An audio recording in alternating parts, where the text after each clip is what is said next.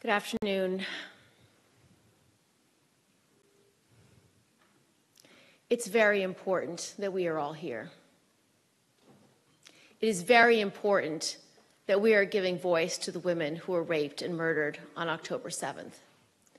It's very important that we are speaking truth to power at this time and in this place. I'm grateful for the leaders here. I'm grateful to Cheryl for your voice, to take your platform to speak out so loudly and so boldly and so clearly is essential. I'm grateful for the ambassador, for your searing words, your absolute truth, and your unwillingness to accept silence from your colleagues at the UN.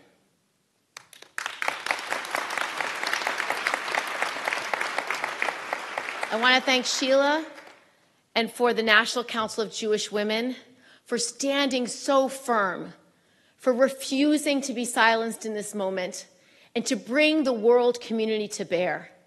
When I saw the list of women's rights organizations who have said nothing, I nearly choked.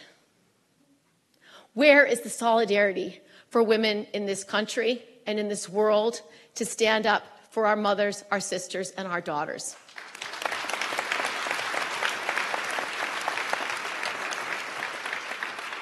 The horrific acts committed on October 7th by Hamas are truly indescribable. I've seen much of the raw footage. It takes your breath away in the sheer level of evil it depicts. You can't unsee when you see it, and it haunts you like no other image you could ever see on a movie screen. The barbaric acts are acts beyond what we have seen from ISIS, Al-Qaeda, other horrific terrorist organizations around the globe. Witnessing people trying to behead people through many means is disgusting. Hearing the testimony about what has happened to women, the types of dismemberment, the types of sexual violence to degrade them, to bring fear in their final moments, to bring fear in the eyes of those who had to witness the atrocities, is unspeakable. While it is very hard to tell these stories, while some don't want to show the actual videos and pictures, we must demand it. We have to demand that people see what happened and to know it is truth.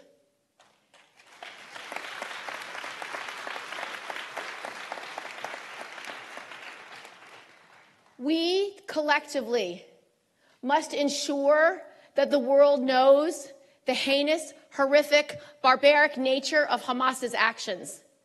We have to ensure that it is engraved in history for all time, just as when we go to see Yad Vashem and see the memories and the moments and the failures and the cruelty and the horror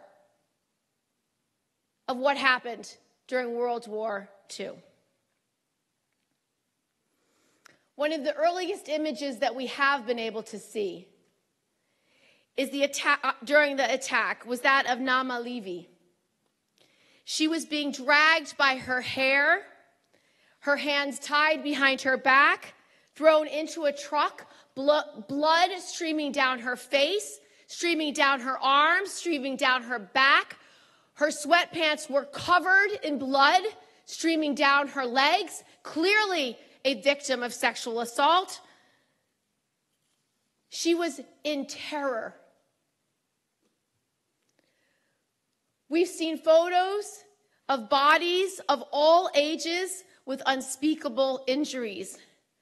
We've heard testimony of young girls being killed with their pants pulled down and naked, alone, afraid, and in terror.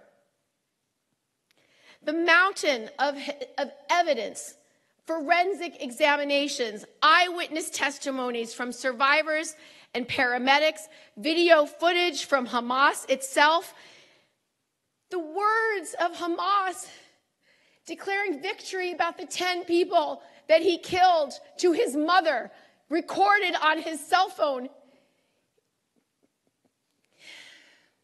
It embodies a level of evil we don't see. It's hard to hear. It's hard to witness. The atrocities have evoked horror and despair. I can't imagine what it's like to be a Jewish family today, whether you're in Israel, whether you're in America, whether you're anywhere in the globe, watching this episode unfold in real time, knowing that it is just part of a long legacy of anti-Semitic brutality and inhumanity.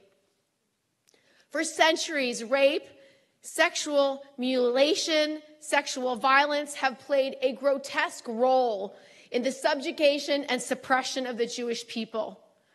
During the Holocaust, women and children were sexually abused, mutilated, and raped routinely. During the pogroms of the earliest 20th century, rape was used as the instrument of war. Even in the Renaissance, Italy, rape was used to extort money from families. Make no mistake, this is part of our global history. Rape's been used as a weapon of war for centuries, a deliberate form of torture that serves to dehumanize and terrorize not just the women, but the entire community. It's recently reared its very ugly head in the former Yugoslavia, where mass rape and sexual enslavement were used as an instrument of war. In Iran, the regime's security forces use rape and sexual violence against children in order to subdue women and the population as a whole. In Ukraine, overwhelmingly evidence shows Russian soldiers systemically using rape against innocent Ukrainians. This explains why the atrocities committed on October 7th and the international community's reluctance, even refusal to condemn or even acknowledge them, doesn't just strike fear in the hearts of Israeli women, it strikes fear in the hearts of every woman and girl around the globe. Their bodies are not worth defending. Their humanity is not worth protecting. The world community must do more. It must demand accountability for these intolerable crimes. The United Nations must denounce Hamas as a terrorist organization that uses rape as a weapon of war. The United Nations must live up to its purpose of upholding the principles of international law, and the United Nations must condemn these evil crimes against humanity.